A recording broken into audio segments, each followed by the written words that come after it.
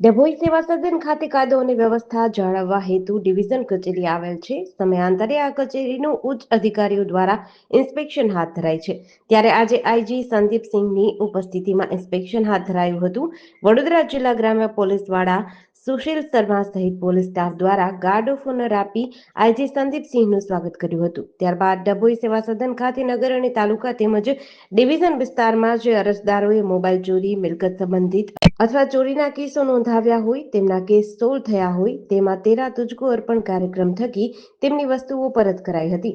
78 જેટલા અરજદારોની કુલ 16,96,211 ની મિલકતની રકમ અને વસ્તુઓ પરત આપવામાં આવી હતી. અધિક્ષક શ્રીની કચેરીઓ હોય છે, એના ઇન્સ્પેક્શન રેન્જ લેવલથી અમારી કચેરી દ્વારા લેવામાં આવતા હોય છે.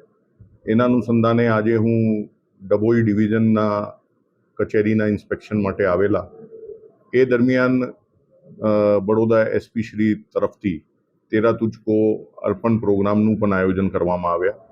આ બધા જાણો છો કે છેલ્લા ઘણા વર્ષોથી સરકારશ્રીની આ એક પહેલ છે કે જે નાગરિકોના કિંમતી વસ્તુઓ ચોરાઈ જાય, ખોવાઈ જાય તો એમને પોલીસ શોધીને અને કાયદેસરની કાર્યવાહી કરી એમને પરત આપતી હોય છે. એ આ તેરા તુજકો પ્રોગ્રામના માધ્યમથી પરત આપતી હોય છે. મને કહેતા ખૂબ આનંદ થાય છે કે આજરોજ વડોદરા ગ્રામ્ય પોલીસ દ્વારા, એસપી સાહેબ દ્વારા, ડીવાયએસપી સાહેબ દ્વારા એક પ્રોગ્રામનું આયોજન કરવામાં આવ્યા. એમાં જૂના સમયમાં જે ભૂતકાળમાં લગભગ 77 જેટલા કેસોના મુદ્દામાલ એ લોકોએ શોધી શક્યા છે, એમના માલિકોને આજે અમારા માધ્યમથી એસપી સાહેબના હસ્તે અને ડીવાયએસપી સાહેબના હસ્તે અમને પરત કર્યા છે. તો આ માટે હું તમામ બડોદરા ગ્રામ્ય પોલીસના અધિકારીઓને અને કર્મચારીઓને અભિનંદન પણ આપું છું. એની સાથે સાથે અત્યારે જે અમારી કામગીરી ચાલી રહી છે, એ કામગીરીમાં છેલ્લા 2 દિવસથી અમારી ટીમ આવીને રેકોર્ડની ચકાસણી કરી રહી છે. ગુનાની શું પરિસ્થિતિ છે એના ઉપર ચિંતન અને ચર્ચા થવાની છે.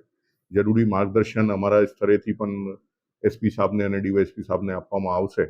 અને એના હેતુ એ જ છે કે જે સુંદર કામગીરી આખા વર્ષમાં થઈ છે, આવનાર સમયમાં પણ એનાથી સારી કામગીરી પોલીસ કરી શકે અને એમાં યોગ્ય યોગદાન દરેક માણસ, દરેક પોલીસ અધિકારી, કર્મચારી પબ્લિકની સાથે મળીને આપી શકે, એ હેતુથી આ ઇન્સ્પેક્શન કરવામાં આવે છે.